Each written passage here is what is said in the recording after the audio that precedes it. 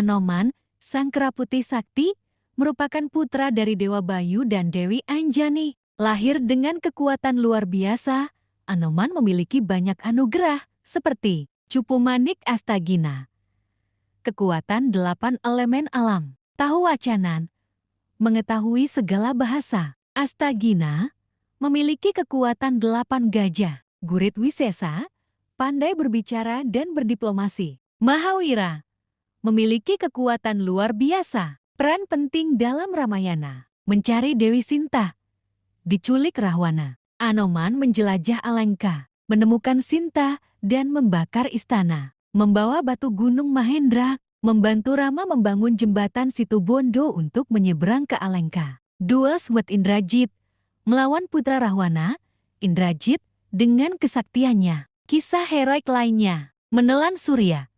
Saat bayi, Anoman mengira matahari adalah buah dan berusaha memakannya. Menemukan Amrita, diutus untuk mendapatkan air kehidupan. Anoman meminumnya sendiri dan menjadi abadi. Membantu Bima, menjadi guru dan penasihat Bima dalam Pandawa. Simbol kebajikan dan kesetiaan. Anoman dihormati sebagai simbol kebajikan, kesetiaan, keberanian, dan kekuatan. Ia selalu patuh kepada Rama dan Pandawa. Dan kisahnya terus diceritakan dan dipelajari hingga saat ini. Kesimpulan, Anoman adalah salah satu tokoh wayang paling dicintai di Indonesia. Kisah heroiknya dan sifat-sifat mulia menjadikannya panutan bagi banyak orang.